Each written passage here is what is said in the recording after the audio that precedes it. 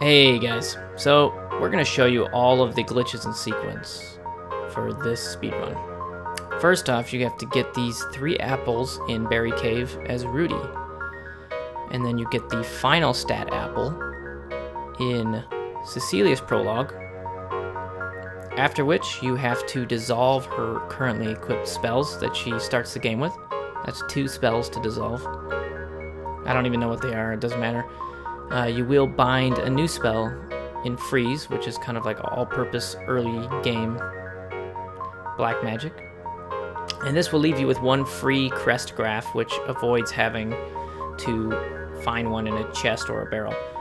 So after that, within the sealed library, you grab this treasure here, which is a magic carrot, and that is the last item that we need for the big dupe. So the big dupe involves the crest graph, 4 stat apples, 1 of each kind, and a magic carrot.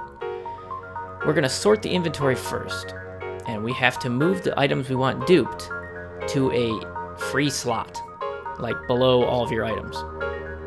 And you can move them in whatever order you please, like you can stack them all in 1 row on the left, like I'm doing here.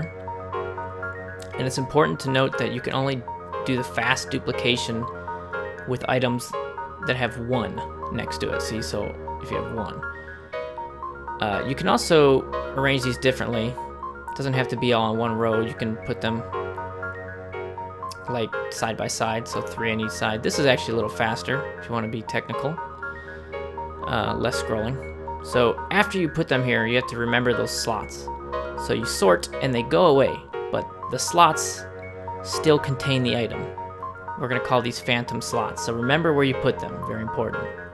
Now get in a battle outside of Adlehyde. This is before going to Lilithia's tomb. So this is the perfect battle because these enemies will not run. Rudy is going to use a heal berry. Then Jack will move the heal berry to the first slot and then use a heal berry. Then Cecilia will just move the heal berry to the 2nd slot. Remember those phantom slots. And then she'll defend, of course. She doesn't need to do anything else. No need to use another one. Important to note that the items do not duplicate unless the heal berries pop in battle. So if you don't see the animation happen and then the enemies run away, then you did not duplicate the items. You gotta do it over again. So once again, Rudy just plain uses it. Jack moves it and then uses it. Then Cecilia moves it. And these are all going into your phantom slots that you had set up, so a different one every time. Which is why it's important to know what configuration, and I guess putting them all in 1 line makes it a little more simple on the brain. So this is the 3rd and final time we have to do it. So Rudy uses it, Jack moves it, then uses it, and then Cecilia moves it and defends. And after that, you can kill the enemies or run from battle if you feel you can make it, because that'll be a total of 6 duplicated items. Because remember, we've moved it twice. It's important to heal with the heal berry, then move it, then use it, then move it again, in that order. So after this, we'll escape. Just make sure we have our items, which we do. All 6, 255. That's the fast dupe. Now you're going to see this. You're going to see all 4 apples maxed out, as well as the crest graph and magic carrot. But you're also going to see another pair of apples, the 1s. And these are very important for the shop glitch, I guess we call it. So it doesn't matter what order you stack the apples on top of each other. All that matters is that there's parity on the left or right. And of course, the 255s go on the left side. So as you can see, it's blue, red, green, yellow. And then on the right side, it's skewed up 1. That's very important. You have to do that. After that, do not sort the inventory. Just exit and go into town. And there's where the fun begins. Like, fun, yeah. The mashing begins. So we're going to sell, in the left column, 2 of each apple type. And then when you leave the shop, and then you check your inventory, you'll have 255 on the right. Blue is sorcery apples, red is strength, so we'll start with Cecilia. Obviously, she's the sorceress. We're going to put all but one into her, and the same for strength goes to Jack. All but one.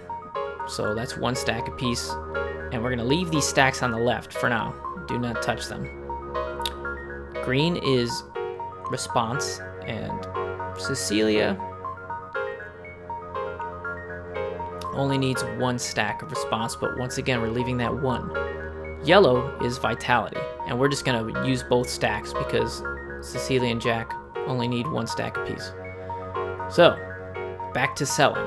Sell 2 of your remaining apples, blue, red, and green. And now we're just going to use all the stacks. So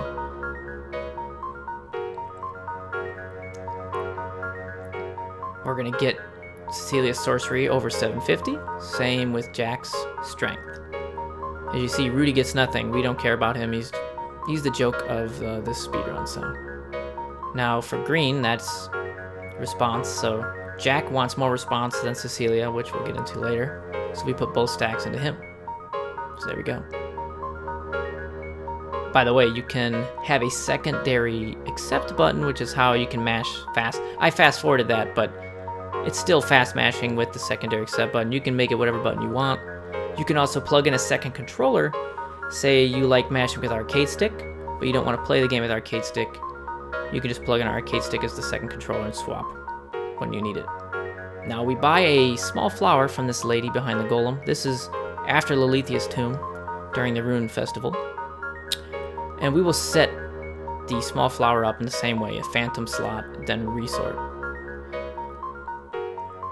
Now we get in a battle when saving Cecilia from the monsters, and this is where I duplicate small flower. Rudy uses the healberry, and Jack just moves it to the phantom slot. And he doesn't have to use it again. You're only duplicating 1 item. So just complete the battle normally after that. And the tiny flowers, they raise your luck, which is good for escaping encounters and the like. So the last room of Mountain Pass, we grab the magic map. We gotta blow a hole in the wall. This map is just a world map, but it has a very important glitch later on. So in Port Timney, we grab the Duplicator, and the Duplicator is part of the game. You have to get it, but of course we're going to dupe the Duplicator. Man, what a appropriate name. But the Duplicator opens up the locked doors all over the world, but more importantly, in a certain L pyramid that is required to progress. And now we're in the Maze of Death, which is the dungeon right next to Port Timney. And this is where I duplicate the Duplicator. A lot of, we skip Saint Centaur and Cage Tower just by duplicating the Duplicator. After the ghost ship, there's these treasures on the shore of Ship's Graveyard. And one is a goat doll, one is a wind vane, which is, you know, not that important. But we equip the wind vane on Rudy because it prevents back attacks 100%. And the goat dolls, well, I mean, you can't read it, it's in Japanese, but that description basically says it's amazing. The goat doll will revive you automatically, and we're going to put that in its own slot and duplicate it on our way to Rosetta. So Rosetta Town is the next stop. And same old, right? Someone uses the healberry, next person moves the healberry into the phantom slot. Now, I like to use Jack to use the healberry, then Cecilia to move, because then she can attack, and Jack will always go first because of his response. So once you get maxed goat dolls, you equip them on Cecilia and then Jack. Rudy doesn't matter because he sucks. And this will make sure that you are always alive in battle, because you can re-equip in battle whenever you want. Now in Rosetta Town, we get the 1 Gela coin, which is mistranslated. It's actually a Gimel coin.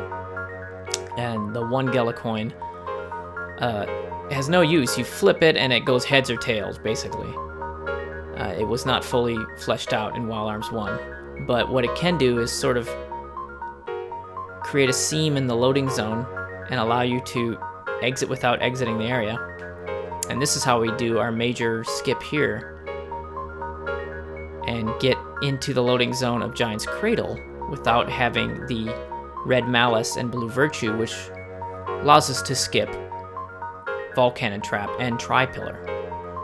Now, after that, you ride the Golem to Quartzheim. Make sure you enter Quartzheim to get the teleport point. This will become clear in a moment.